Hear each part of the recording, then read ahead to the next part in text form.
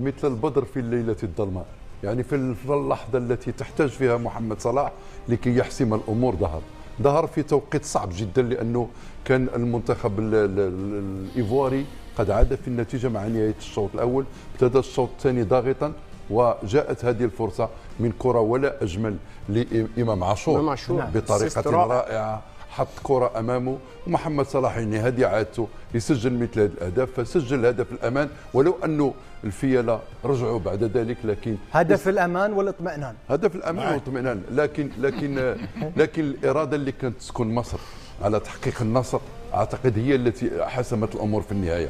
انت امام منتخب اولا يحمل فوق ظهره مسؤوليه كبيره جدا، يحمل على صدره 7 نجوم في 8 ان شاء الله. يعني الخطا مردود موجوده. لا ثامنه سنؤجلها لما بعد. ثامنه جايه ان شاء الله. سنؤجلها انتم الباقين ونحن لكم منا الدعم لمصر والمغرب، احنا عندنا سواء الجزائري والمصري وجميع العرب. احنا عندنا في مصر بنقول ايه؟ صابر يفكر في مسألة أن الثامنة بدأ الجمهور المصري يفكر فيها في القاهرة. طيب. وأنت تفكر في الثانية. طيب. في مراكش ولا في الرباط ولا في أكادير. أنا مع صابر قال لك أن أقصى الأحلام أن نصل إلى المربع الذهبي.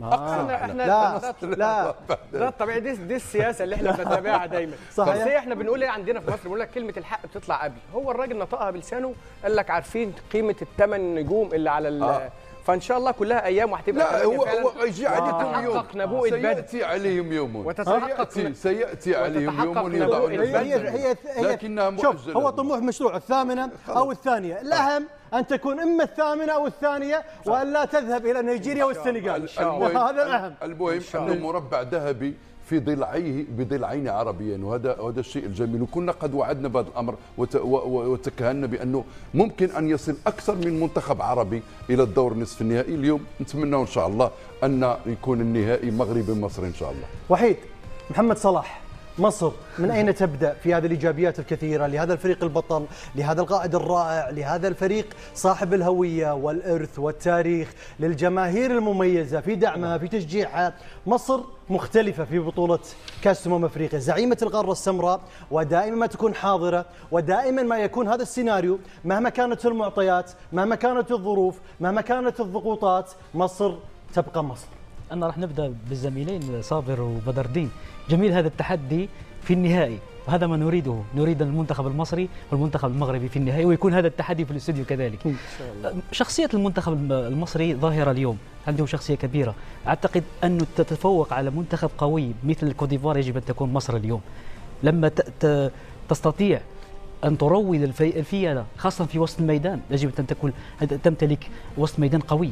تخيل اليوم أنا صراحة واحدة من أفضل المباريات التي شاهدتها اللي إمام عاشور المبدع. تخيل هذا اللاعب 5 شهور بعيد عن الفريق الأهلي، أصيب بالفيروس، رغم ذلك تشوف بدنيا أفضل من اللاعبين كوتيفوار القويين بدنيا. وأتحدث أيضا بالنسبة لرامي ربيعة، صراحة كان واحد من أفضل اللاعبين في المباراة. أنا بالنسبة لي على عمر مرموش، عن محمد صلاح، عن رامي ربيعة، عن كثير إمام عاشور، كثير اللاعبين المميزين، مرموش أكيد تحدثت عن كل كذلك، حتى الشناوي أكيد أنا تحدثت عن إمام عاشور لأنه قادم من 5 شهور بعيدا بدنيا عن الملاعب، وكذلك رامي ربيعة. يعني الظروف الصعبة التي مر بها بسبب الإصابة، ابتعادي عن أهلي أو ابتعادي عن المنتخب، اليوم شفنا رامي ربيعة قلب الدفاع، وكذلك ظهير أيسر كان يساعد أحمد فتوح، وحتى تمريرة الهدف الثاني بدأت من رامي ربيعة. صحيح. صراحة شخصية البطل. ولا ننسى رامي ربيعة تصدى إلى هدف محقق، يعني سجل هدف ومنع هدف، وكذلك عمر مرموش حضر ومحمد صلاح.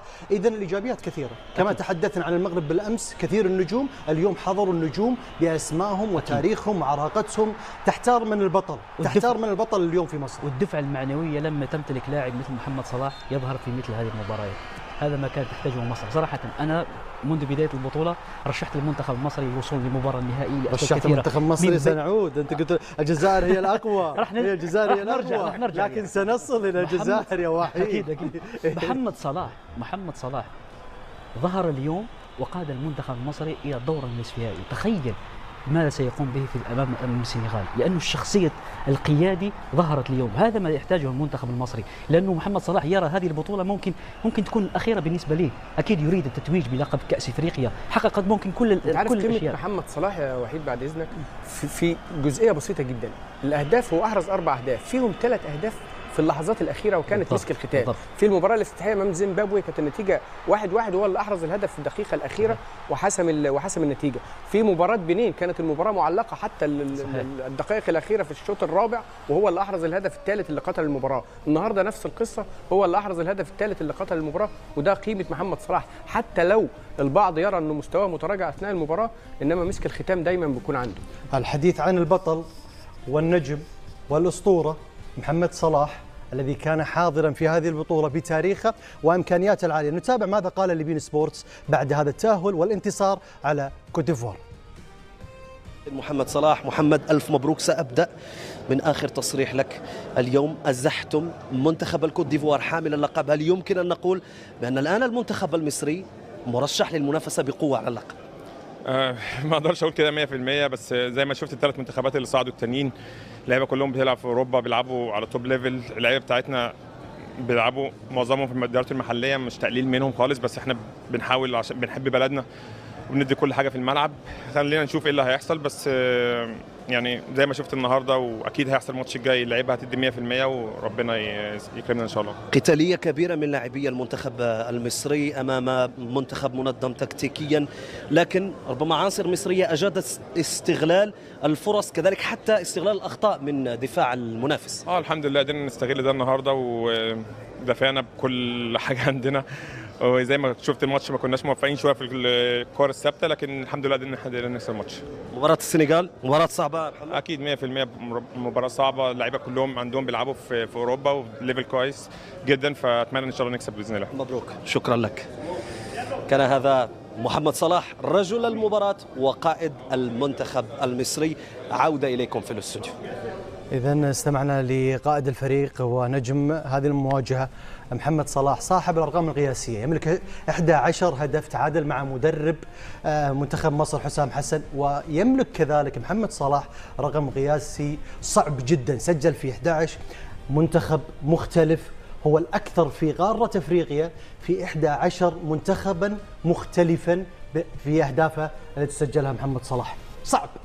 صعب جدا، لا وهذا قمة العدل.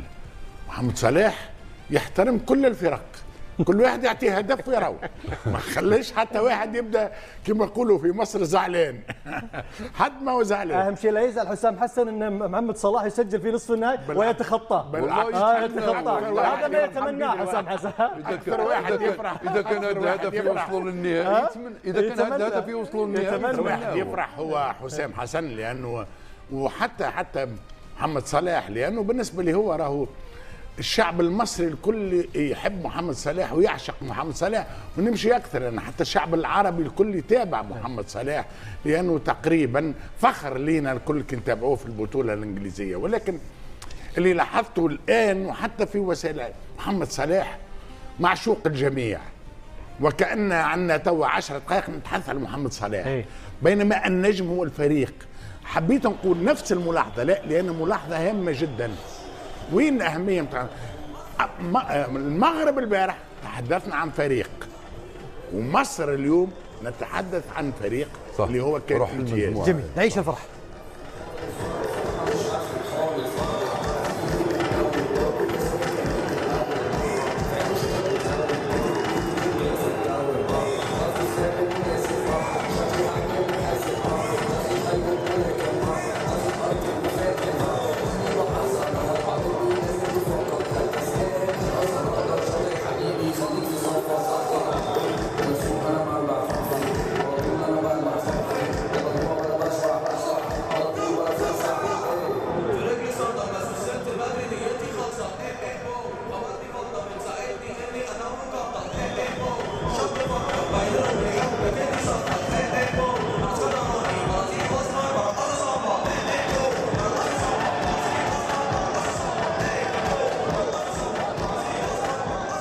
إذن صورة تجسد روح الفريق، قلب واحد، أبطال متحدين. لكن لفت انتباهي هو رفع تيشيرت محمد حمدي بعد الإصابة، نتمنى له السلامة، خصوصا محمد صلاح وجميع زملائه في لفتة جميلة فتحي. لفتة جميلة، لفتة الصديق تحرم من مشاركة في كأس أفريقيا، وربما تحرم من مشاركة من كأس العالم. صحيح. معناها حسرة كبيرة قد ما يعملوا معناها باش يواسيو حمدي شوية معناها، ولكن أنك في غمرة الفرح هاو الحاجة اللي في غمرة الفرح والنشوة والجمهور والإذاعات والتلفزيونات والميكروات وغيره، ومتخطي كوت ديفوار، متخطي بطل النسخة السابقة، وتفكر في زميلك صديقك حبيبك اللي هو ربما معناه ما نجمش حتى يساهم في هذه الفرحة فعلا. هذه ملخص لروح فريق. يا فتحة تذكرنا ايضا بلقطه ابراهيم دياز لما وقع الهدف في مرمى تنزانيا. نعم. ورفع قميص وناحي. يعني هذه الذاكره الجماعيه لا يمكن ان يسقط من بطل من الابطال حتى لو كان خارج الملعب، فبالتالي هذه الصور انسانيه رائعه جدا تعبر على روح المجموعه اللي تسود اي منتخب يمكن يحقق الانتصارات. صابر، دموع حسام حسن المدرب كانت حاضرة كذلك، هل هذا معناه أن عاش الضغط أم يعني يحمل على أكتافه فرحة جماهير وطن وشعب وعاشق لكرة القدم، وبدأ التفكير في الثامنة في القاهرة؟ يا صابر، دموع كانت معبرة. أترك لك التعليق. صحيح. حسام حسن يعني يحمل العبء الأكبر دايما، حتى أيام ما كان لاعب كان دايما بيحمل العبء الأكبر لتتويج أحلام المصريين وتتويج فرحتهم ووضع اللمسات الأخيرة على هذه الفرحة. حسام حسن تعرض لضغوط كبيرة قبل انطلاقة البطولة وأثناء البطولة. حسام حسن تاريخه حتى الآن تاريخ استثنائي، لم يحدث لأي مدرب في تاريخ مصر أن يحقق كل هذه النجاحات المتتالية في عدد المباريات. وبعد كده لما تشوف دموع دي تحس قد إيه انه حسام حسن حاسس بالضغط اللي عليه. حسام حسن عايز يفرح الشعب المصري كعادته دايما من ايام ما كان لاعب. لما شفنا في اللقطه، لما شفت محمد الشناوي بيهنيه ورايح يحضنه، لقى دموع حسام حسن. الشناوي حتى بيقول له افرح، يعني انت افرح، احنا دلوقتي فرحانين، بس هو مش قادر، هو لسه حاسس ان هو لم يكمل المهمه. ولكن هو ده حسام حسن، حسام حسن اللي احنا اتعودنا منه كلاعب. حسام حسن كان بيوصل بيه المرحله انه بيتخانق مع رجليه لما تصاب. ليه بتصاب؟ فحسام حسن دايما قلبه حاضر قبل دموعه، اصراره ورغبته على اسعاد الجمهور المصري. هو ده حسام حسن، وهو ده ابراهيم حسن. دايما انا ما ينفعش اتكلم على حسام بدون ابراهيم، لانه شريكه في كل هذه النجاحات. يا صابر، عندما تقرا الملامح، الدموع لا يمكن انها تخرج من عينيك الا في حالتين: يا اما ان تكون مضغوط كثير وخرجت من حاله الضغط وانت تحقق انتصار ثمين وغالي جدا، أو أنها بالفعل فرحة فوق الوصف. واعتقد على انه الاثنين يجتمعان في حسام حسن. وبالفرحتين انت متفق ام هناك؟ انا متفق طبعا، متفق، لان الرجل كان تحت ضغط رهيب.